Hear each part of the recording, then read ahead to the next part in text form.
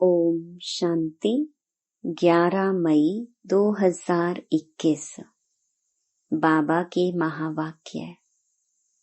मीठे बच्चे, सुख शांति का वरदान एक बाप से ही मिलता है, कोई देहधारी से नहीं। बाबा आए हैं तुम्हें मुक्ति, जीवन मुक्ति की राह दिखाने।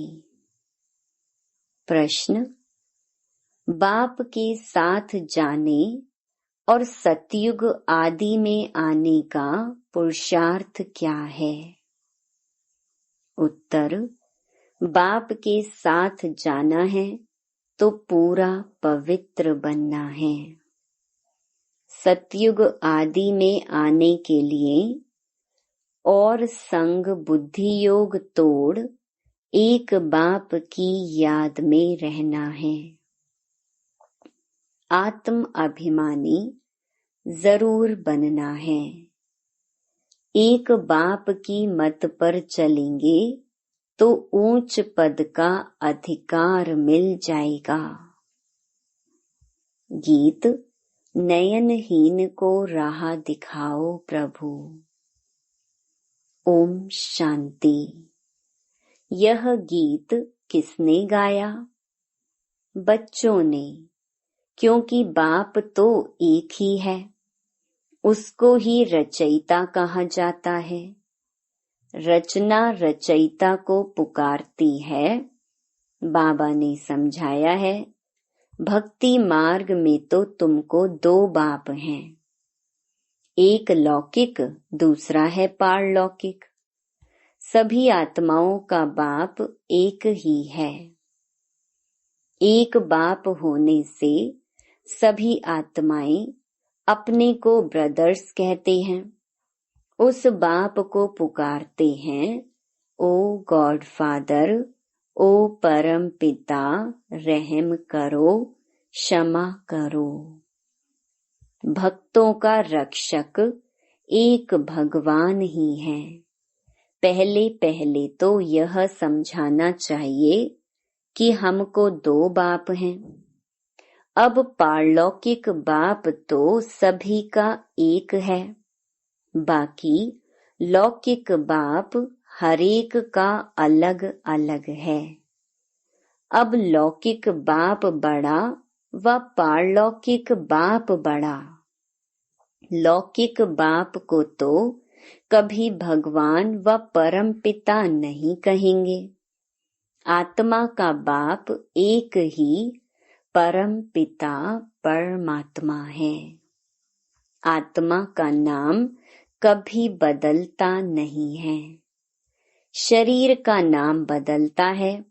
आत्मा भिन्न भिन्न शरीर ले पार्ट बजाती है, अर्थात पुनर्जन्म लेती है। आखिर भी कितने जन्म मिलते हैं, सो बाप ही आकर समझाते हैं। बच्चे, तुम अपने जन्मों को नहीं जानते हो। बाप आते ही भारत में हैं, उनका नाम शिव है। समझते भी हैं, शिव परमात्मा है। शिव जयंती व शिवरात्रि भी मनाते हैं। वह निराकार है। जैसे आत्मा भी निराकार है, निराकार से साकार में आते हैं पार्ट बजाने। अब निराकार शिव तो शरीर बिगर पार्ट बजा न सके। मनुष्य इन बातों को कुछ भी नहीं समझते हैं, नयनहीन हैं। यह शरीर के दो नेत्र तो सबको हैं, तीसरा ज्ञान का नेत्र आत्मा को नहीं है, जिसको दिव्य चक्षु भी कहते हैं। आत्मा अपने बाप को भूल गई है, इसलिए पुकारते हैं, नयनहीन को राह बताओ। कहाँ की राह? शांति धाम और सुख धाम की। सर्व का सद्गति दाता सतगुरु एक ही है। मनुष्य मनुष्य का गुरु बन सद्गति दे नहीं सकता, न खुद सद्गति पाते हैं न औरों को देते हैं। एक बाप ही सर्व को सद्गति देते हैं। उस अल्फ बाप को ही याद करना है। बाप समझाते हैं, कोई भी मनुष्य मात्र मुक्ति, जीवन मुक्ति, शांति और सुख सदा काल के लिए नहीं दे सकते। सुख शांति का वरदान तो एक बाप ही दे सकते हैं। मनुष्य को नहीं दे सकते। भारतवासी सतो प्रधान थे तो सतयुगी स्वर्गवासी थे। आत्मा पवित्र थी। भारत को स्वर्ग कहा जाता है, जबकि आत्माएं पवित्र सतो प्रधान थीं। तुम जानते हो, बरोबर आज से 5000 वर्ष पहले भारत स्वर्ग सतो प्रधान था। इन लक्ष्मी नारायण का राज्य था।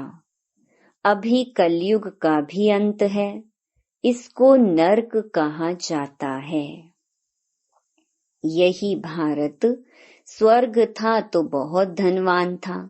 हीरे जवाहरों के महल थे। बाप बच्चों को याद दिलाते हैं, सतयुग आदि में इन लक्ष्मी नारायण की राजधानी थी। उसको स्वर्ग वैकुंठ कहा जाता है। अभी तो स्वर्ग है नहीं। यह बाप समझाते हैं। बाबा भारत में ही आते हैं। निराकार शिव की जयंती भी मनाते हैं, परंतु वह क्या करते हैं यह कोई नहीं जानते। हम आत्माओं का बाप शिव है, उनकी हम जयंती मनाते हैं। बाप की बायोग्राफी को भी नहीं जानते। गाया भी जाता है, दुख में सिमरन सब करें, सुख में करे न कोई। पुकारते हैं, ओ गॉड फादर रहम करो, हम बहुत दुखी हैं, क्योंकि यह रावण राज्य है। वर्ष वर्ष रावण को जलाते हैं ना, परंतु यह किसको पता नहीं कि 10 शीश वाला रावण क्या चीज है। हम उनको जलाते क्यों हैं? ये कौन सा दुश्मन है जो उनकी एफिजी बनाए जलाते हैं? भारतवासी बिल्कुल नहीं जानते, क्योंकि ज्ञान का तीसरा नेत्र नहीं है, तब तो राम राज्य मांगते हैं। 5 विकार स्त्री में, 5 विकार पुरुष में हैं, इसलिए इनको रावण संप्रदाय कहा जाता है। यह रावण 5 विकार ही बड़े से बड़ा दुश्मन है, जिसका एफिजी बनाए जलाते हैं। भारतवासियों को यह पता नहीं पड़ता कि रावण है कौन, जिसको जलाते हैं। यह रावण राज्य कब से शुरू हुआ ये भी किसको पता नहीं है। बाप समझाते हैं, राम राज्य सतयुग त्रेता, रावण राज्य द्वापर कलयुग। सतयुग में इन लक्ष्मी नारायण का राज्य था। इन्हों को यह राज्य कहाँ से कैसे मिला ये कोई नहीं जानते। यह समझने की बातें हैं, इसमें अटेंशन देना पड़ता है। मोस्ट बिलवेड बाप है, तब तो उनको भक्ति मार्ग में भी पुकारते हैं। भारत में जब इन्हों का लक्ष्मी नारायण का राज्य था तो दुख का नाम नहीं था। अभी दुख धाम है, कितने अनेक धर्म हैं। सतयुग में एक धर्म था। इतनी सब आत्माएं कहाँ चली जाएंगी किसको पता नहीं है, क्योंकि नयनहीन है।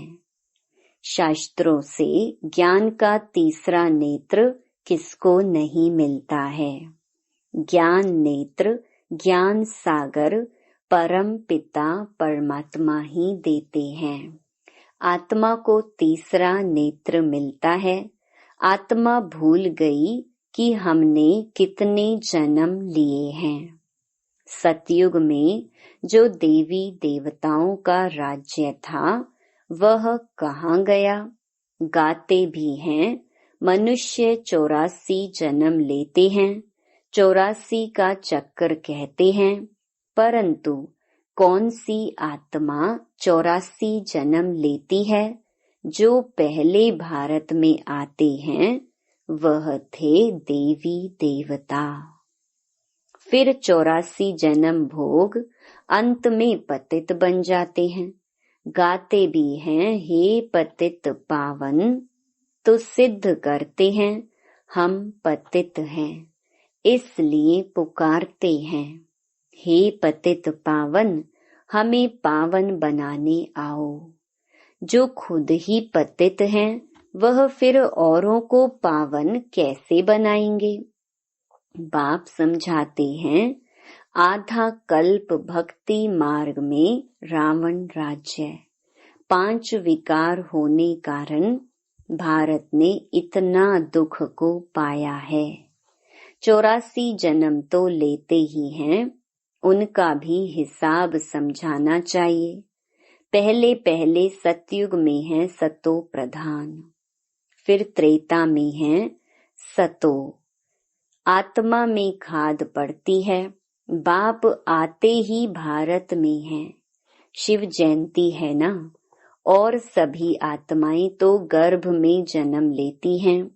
बाप कहते हैं, मैं साधारण बूढ़े तन में प्रवेश करता हूँ, जिनका यह बहुत जन्मों के अंत का जन्म है। यह समझाने कोई एक को नहीं दी जाती। यह गीता पाठशाला है। मनुष्य को देवता बनाने के लिए यह राजयोग सिखाया जाता है। तुम यहाँ आए हो स्वर्ग की बादशाही प्राप्त करने, जो बाप ही दे सकते हैं। गीता पढ़ने से कोई राजा बनते नहीं हैं और ही रंक बनते जाते हैं। बाप गीता का ज्ञान सुनाए राजा बनाते हैं। औरों द्वारा गीता सुनने से रंक बन गए हैं। भारत में जब इन लक्ष्मी नारायण का राज्य था तो प्योरिटी, पीस, प्रॉस्पेरिटी थी। पवित्र गृहस्थ आश्रम था। वहाँ हिंसा का नाम नहीं था। फिर द्वापर से लेकर हिंसा शुरू हुई है। काम कटारी चलाते चलाते तुम्हारी यह हालत आकर हुई है। सतयुग में 100% सॉल्वेंट थे, सतो प्रधान थे। यह राज कोई भी मनुष्य अथवा साधु संत आदि नहीं जानते। बाप जो ज्ञान का सागर पतित पावन है, वही आकर सतो प्रधान बनने की युक्ति बताते हैं। रावण की मत पर मनुष्यों का देखो क्या हाल हो गया है।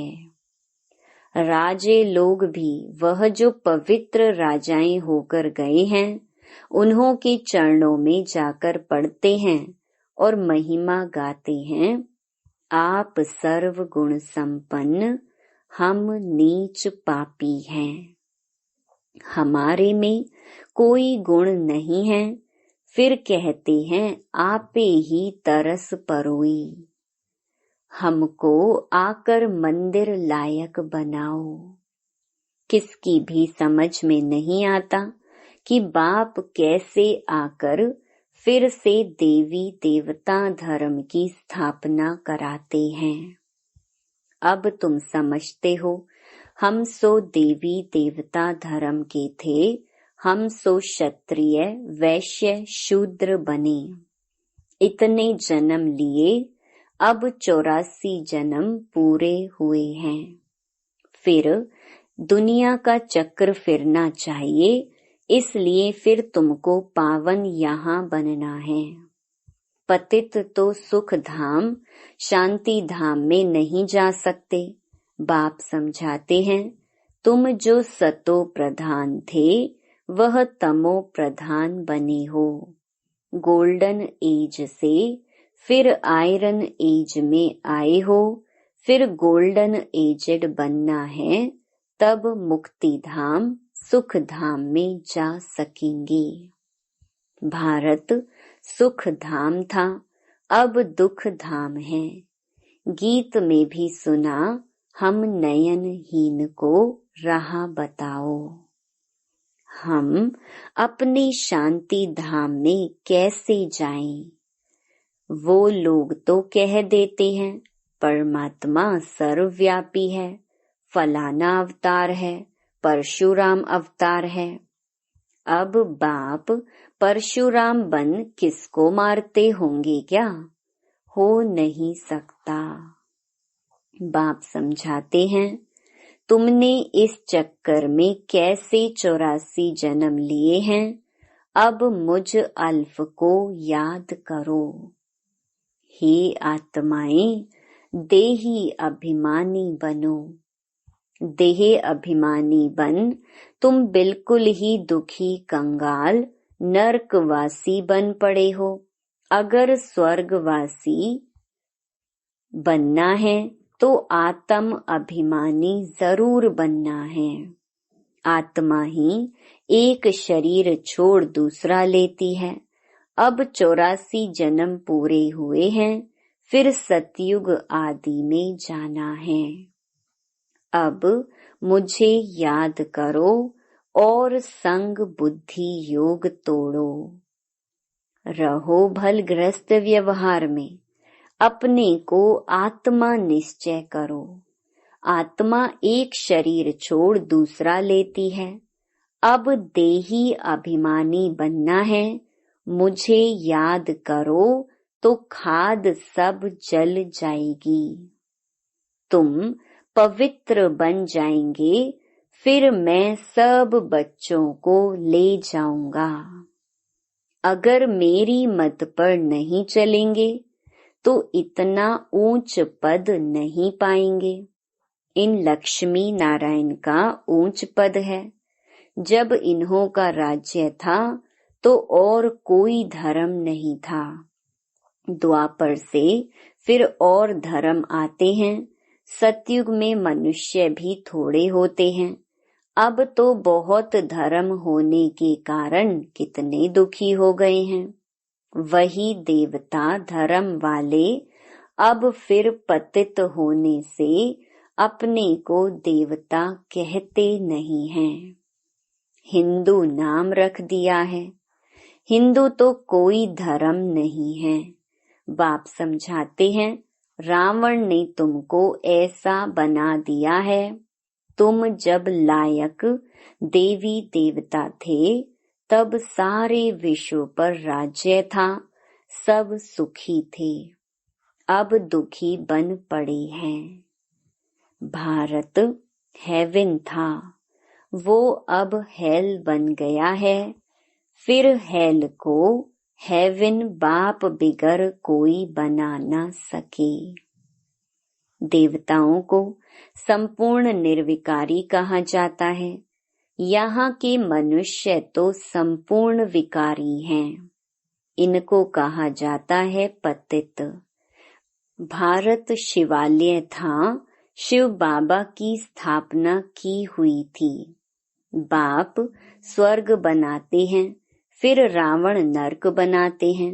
रावण श्राप देते हैं, बाप 21 जन्म के लिए वर्षा देते हैं। अब तुम हरेक बाप को ही याद करो, कोई भी देहधारी को नहीं। देहधारी को भगवान नहीं कहा जाता।